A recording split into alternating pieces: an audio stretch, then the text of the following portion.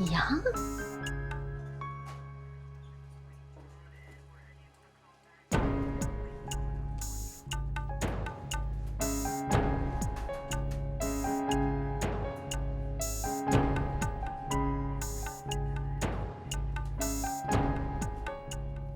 राधे कृष्ण माँ। खुश है बेटा। वर्षा, तूने तो कहा था घर में कोई नहीं है। माँ तो तेरे साथ थी ना, फिर तूने मुझे क्यों बुलाया? वर्षा बेटा, तूने ये कह के अक्षरा को यहाँ बुलाया था? माँ, आप दोनों सोचिए कि मैंने ऐसा क्यों किया।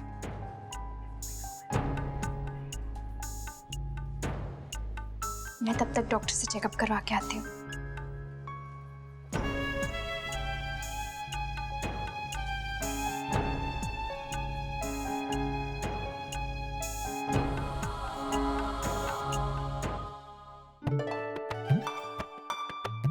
जल्दी कर स्नेहा। हाँ बाबा,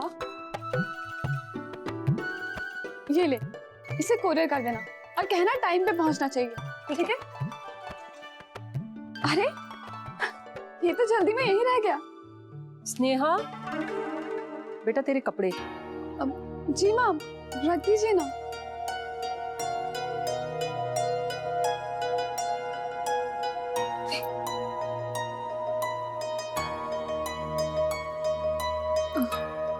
माँ, हम लोग अभी आते हैं।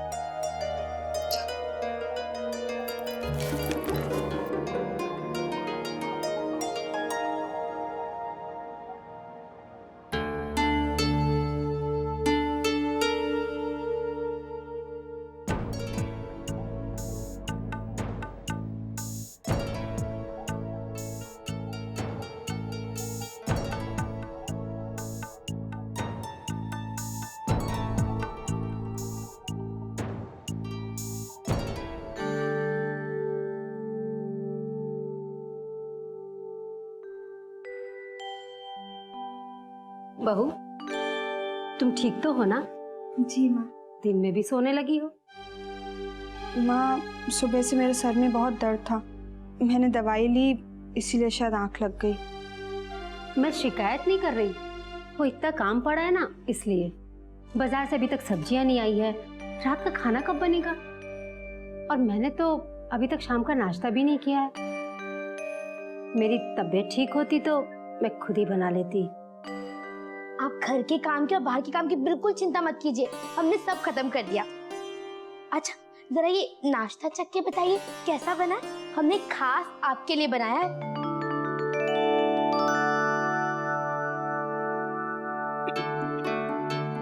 ये क्या बनाया है? जरा भी स्वाद नहीं है, न नमक है न घी है। वो क्या है ना, हमने जानबूझकर तेल और नमक जरा कम डाला। वो हमारी अम्मा को भी ना सर में बहुत दर्द रहता था, डॉक्टर को दिखाया तो डॉक्टर ने बोला कि वो खून का दबाव है, क्या कहते हैं अंग्रेजी में उसको, ब्लड प्रेशर। हाँ, तो उनका तेल और नमक ना बंद कर दिया। इसलिए हमने सोचा आपके लिए भी ना बिल्कुल सादा नाश्ता बनाए, बिना तेल नमक का, इसलिए हमने ऐसे ही बनाया। मुझे कोई प्रेशर वेशर नहीं है, इसलिए मुझे तुम वैसा ही खाना दो जैसा मैं खाती हूँ। माँ, मैं आपके लिए फिर से नाश्ता बना देती हूँ। अब रहने दीजिए दीदी, हम माँ जी के लिए अभी मसालेदार समोसे बना के लाते हैं। बहू, सारा काम हो गया है तो चने पीस लो, कब से रखे हैं? जी माँ, पर मिक्सर खराब पड़ा है। तो हाथ चक्की तो है ना, उसी से पीस लो। जी। और मेरा नाश्ता कमरे में भिजवा दूंगा।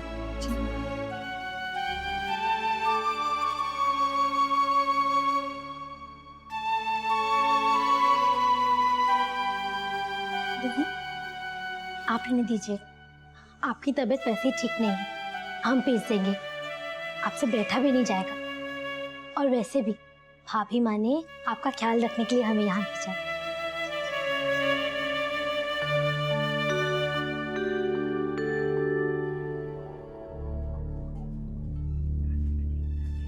मैं जानती हूँ बेटा, मुझसे बहुत बड़ी भूल हुई है, लेकिन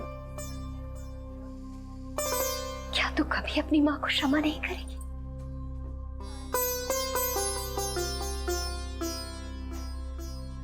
मैं खुद भी जानती हूँ कि मैंने जो कुछ भी किया, मैं उसके लिए अपने आप को क्षमा नहीं कर पा रही हूँ, लेकिन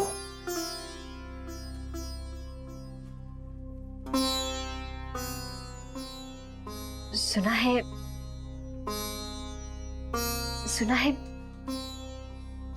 जमाई साहब बाहर गए हैं।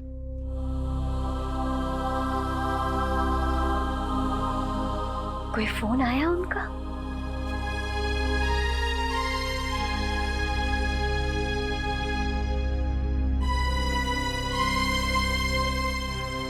नहीं बेटा, तू परेशान मत हो।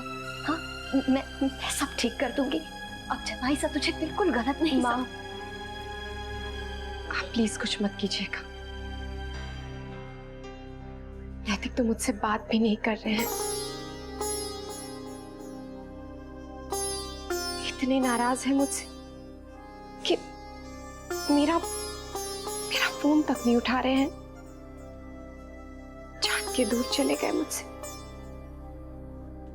जन्माष्टमी पर भी नहीं होंगे। नहीं बेटा, तू फिक्र मत कर, उन्हें आने दे, मैं उन्हें सब सच सच बता दूंगी।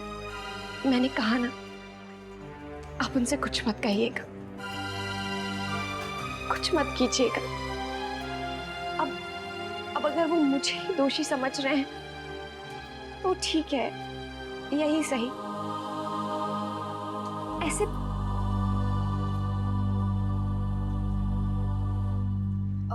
आ गई।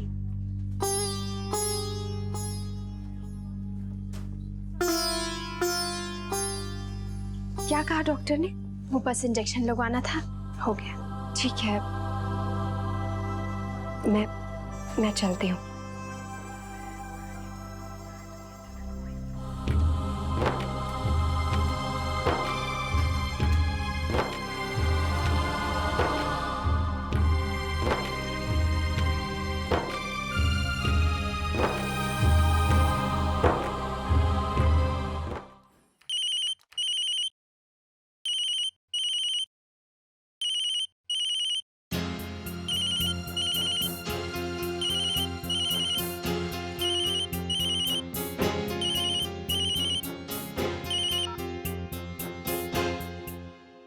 हेलो। हेलो नैतिक जी, मैंने आपको डिस्टर्ब तो नहीं किया ना? नहीं भाभी, बोलिए ना। वो दरअसल एक जरूरी बात थी जो आपसे कहनी बहुत जरूरी है। जी कहिए, क्या हुआ भाभी, बताइए ना। जी वो नैतिक जी, आप जानना चाहते थे ना कि पिछले दिनों भोला भैया से किसने कहा था आप पर नजर रखने के लिए?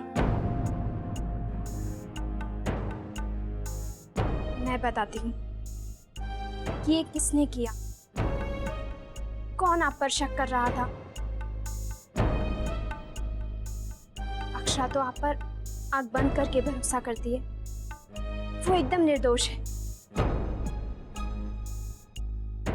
ये किसी और ने नहीं बल्कि अक्षरा की अपनी सहेली ने किया है। हाँ नैतिक जी, मैंने ही भोला भैया से कहा था। पिछले दिनों अक्षरा को परेशान देखकर उससे रहा नहीं गया, इसलिए मैंने ये सब किया। आई एम रियली सॉरी नैतिक जी, प्लीज आप मेरी गलती की सजा अक्षरा को मत दीजिए। मुझे नहीं पता था कि इतनी छोटी सी बात इतनी बड़ी हो जाएगी।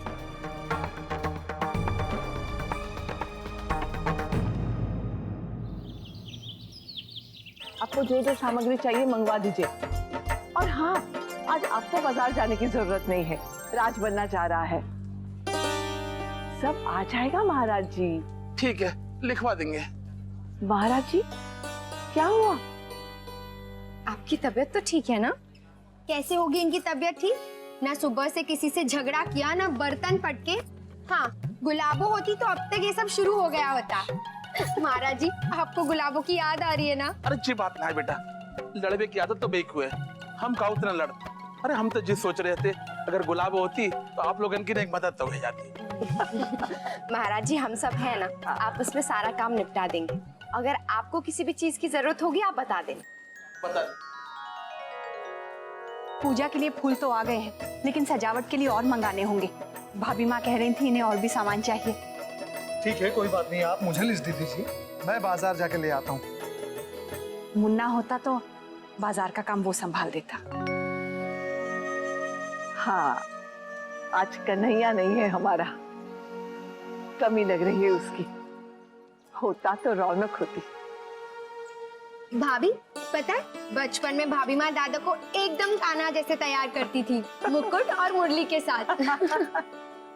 अक्षरा, बेटा बाल गोपाल की झांकी तुम्हें सजानी है, उसके बाद मंदिर चलेंगे। रश्मि, अपनी भाभी की मदद करना सारे कामों में। जी माँ।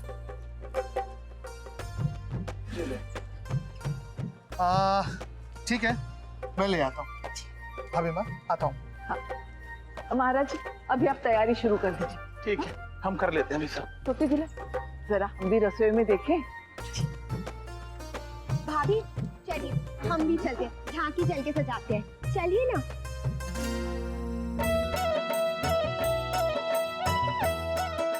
अगले साल तो हमारे यहाँ भी एक नन्हे से बाल गोपाल होंगे या नन्ही सी राधा।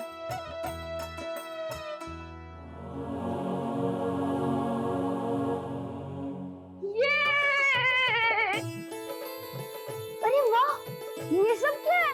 और इतने सारे बाल गोपाल। अंशु बेटा, ये इतने सारे बाल गोपाल इसलिए हैं कि बाल गोपाल की बाल अवस्था की हम अलग अलग झांकियां बनाएंगे, बिल्कुल वैसे ही जैसे तेरी बड़ी माँ ने तेरे बचपन की तस्वीरों को इकट्ठा करके एक एल्बम बनाई थी। जब अंशु छोटा सा था, जब अंशु स्कूल जाता था, पढ़ाई करता था, लड्डू खाता था।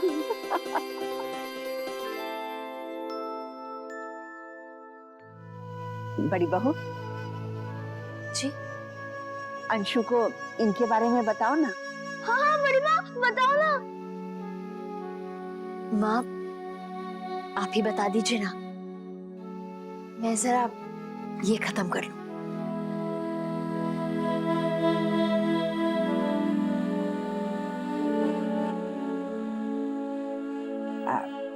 अंशु बेटा, वो सबसे पहले ना हम एक कारागार बनाएंगे जहाँ पे बाल गोपाल का जन्म हुआ था। फिर बाल गोपाल को पालने में बिठाएंगे जहाँ नंद बाबा और यशोदा मैया झूला झुलाते हुए दिखाएंगे। फिर उंगली में गोवर्धन पर्वत को उठाते हुए इस तरह की अलग अलग उनकी बाल लीलाओं की हम झांकियां बनाएंगे। हाँ, इनकी लीलाएं अनेक है। इनकी हम कथा सुनते हैं और इनसे प्रार्थना करते हैं कि हे प्रभु, आपकी कृपा हमेशा हम पर बनी रहे। बस अब जल्दी से सब ठीक कर दो भगवान।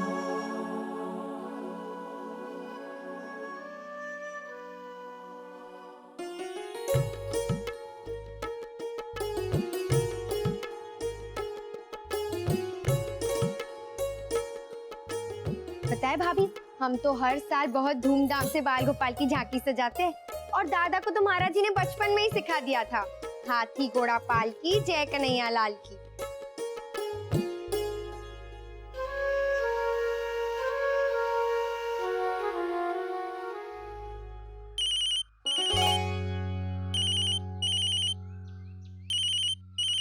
घर से है।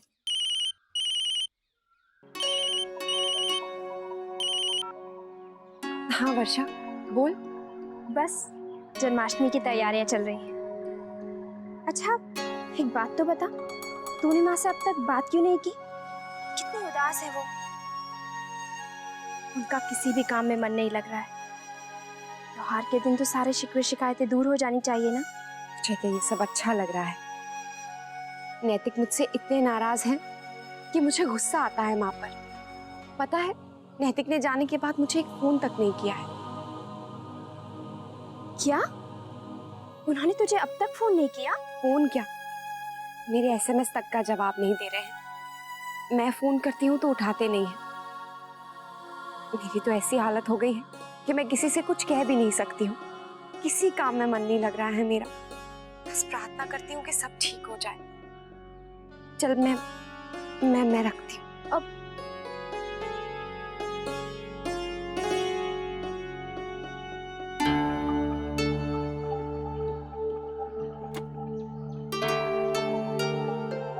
दीक्षी ने अब तक फोन नहीं किया। कहीं ना दीक्षी और ज्यादा नाराज तो नहीं हो गए कि कहीं मैंने अक्षरा के कहने पर उन्हें फोन किया हो। हे भगवान। माँ, वो भगवान के अभिषेक के लिए मैंने पूजा की सामग्री तैयार कर ली है। देखिए, दही, शहद, दूध, गंगा जल सब है। कुछ छूटा तो नहीं है ना? तुमने किया है बेटा, सब ठीक ही होगा। चलिए, रसोई की भी सारी तैयारी होगी। जब सारी तैयारी होगी है तो तुम लोग मंदिर हो। हाँ, अब हम मंदिर चलते हैं। घर आकर बाल गोपाल को स्नान भी तो देना है ना। हम तैयारी करते हैं। चल, भाभी जो मैंने कहा था, हाँ, पर इसको मैंने कहा था कि हाथ में।